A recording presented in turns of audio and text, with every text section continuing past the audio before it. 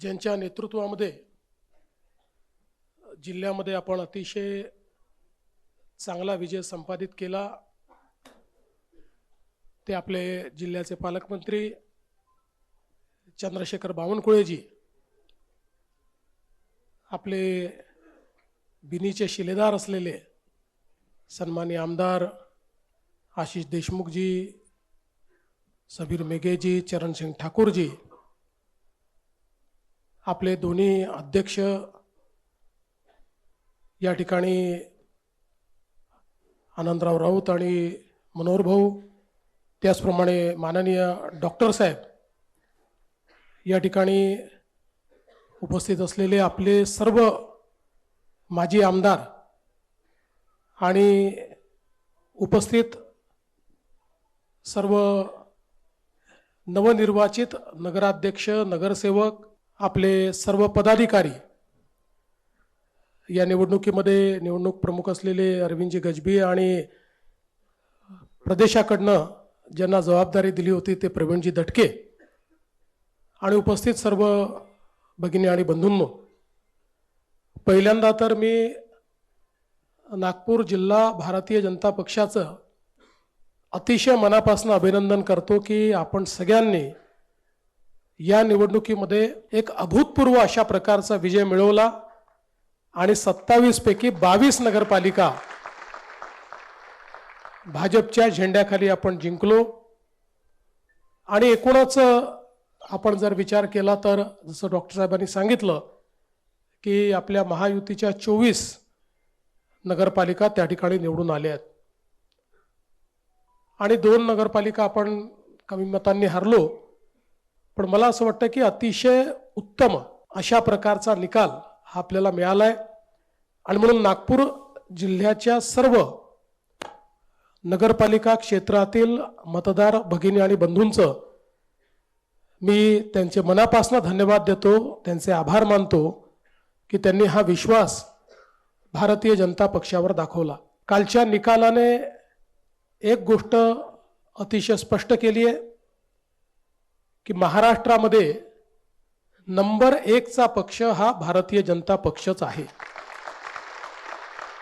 आणि काल एकूणच आपली जी महायुती आहे त्या महायुतीला एकूण जे काही निवडणुका झाल्या त्यापैकी 75% नगराध्यक्ष हे आपल्या महायुतीचे निवडून आलेले आहेत.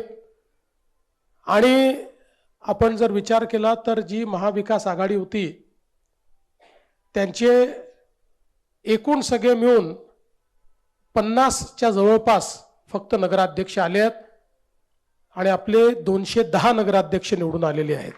त्यामुळे एक प्रकारे आपण या निवडणुकीमध्ये महाविकास आघाडीचा पूर्णपणे सफाया केलेला आहे हे देखील या ठिकाणी स्पष्ट होत आहे. भारतीय जनता पक्षाचा विचार केला तर पुन्हा एकदा सर्वात जास्त स्ट्राईक रेट आपला आहे. आपण नगराध्यक्ष पदाकरता जेवढ्या निवडणुका लढलो त्यापैकी 65% आपले नगराध्यक्ष निवडून आले आहेत. हा देखील एक रेकॉर्ड आहे. दुसरं, महाराष्ट्राच्या इतिहासामध्ये भाजपने एक अजून नवीन रेकॉर्ड तयार केलेला आहे, तो म्हणजे नगरसेवक निवडून आणण्याचा. मागच्या निवडणुकीमध्ये भाजपचे 2017 साली आपणच 1 नंबर पक्ष होतो पण आपले 1500 नगरसेवक निवडून आले होते. यावेळी जवळपास 3000च्या वर नगरसेवक, दुपटीपेक्षा जास्त नगरसेवक हे भाजपचे निवडून आले आहेत. आणि 6 पक्ष, इतक्या आघाड्या, इतके अपक्ष असं सगळं असताना एकूण नगरसेवकांच्या 48% एकट्या भाजपचे नगरसेवक महाराष्ट्रामध्ये निवडून आलेले आहेत. गेल्या 30 वर्षाचा मी स्टॅटिस्टिक्स पाहत होतो तर त्यात हा रेकॉर्ड आहे. एवढे नगरसेवक नगरपालिकेच्या निवडणुकीत कुठल्याच एका पक्षाचे आलेले नाही. त्यामुळे एक प्रकारे महाराष्ट्रातल्या नगरपालिका क्षेत्रातील नागरिकांनी आपल्या सरकारवर विश्वास दाखवलेला आहे आपल्या कामाला एक प्रकारची पावती दिलेली आहे आणि विशेषतः देशामध्ये आपले नेते माननीय नरेंद्र मोदीजी यांनी विश्वास आणि विकास याचं जे राजकारण तयार केलेलं आहे त्याला प्रतिसाद हा प्रत्येक निवडणुकीमध्ये त्या ठिकाणी मिळतो आहे आणि तोच नागपूर जिल्हा असेल किंवा उर्वरित महाराष्ट्र असेल या ठिकाणी आपल्याला पाहायला मिळाला। साधारणपणे 18-19 तर नगरपालिका अशा आहेत की ज्या ठिकाणी बहुमतपूर्ण आपला आलाय पण काही ना काही कारणाने अध्यक्ष आपले येऊ शकलेले नाहीत आणि म्हणूनच मी असं म्हणेन की एक प्रचंड मोठं मॅन्डेट हे भारतीय जनता पक्षाला या निवडणुकीच्या माध्यमातून मिळालंय। आपल्या एनडीएला किंवा महायुतीला एक मोठं मॅन्डेट मिळालेलं आहे।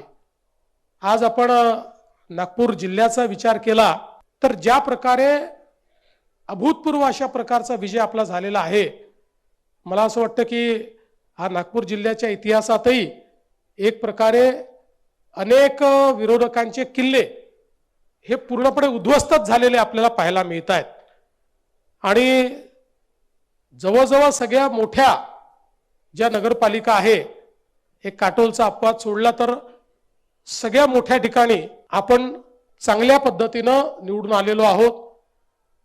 सावनेर सारखी नगरपालिका आहे की ज्या ठिकाणी काँग्रेस मुक्त अशा प्रकारची ती नगरपालिका आपण तयार केलेली आहे आणि अशाच वेगवेगळ्या ज्या काही लोक ज्याच्यावर अधिकार सांगत होते असे जेवढे वेगवेगळे विरोधी पक्षाचे नेते आहेत, या सगळ्या नेत्यांच्या त्या बालेकिल्ल्यांना आपल्या या सगळ्या नेत्यांनी एक प्रकारे उद्ध्वस्त करण्याचं काम केलेलं आहे आणि त्यामध्ये माझ्या समोर बसलेले जे लोक आहेत, आमचे नगरसेवक, नगराध्यक्ष आणि आपले सगळे कार्यकर्ते यांचा अतिशय मोलाचा वाटा आहे आणि म्हणून तुमचं सगळ्यांचं मनापासून मी अभिनंदन करतो।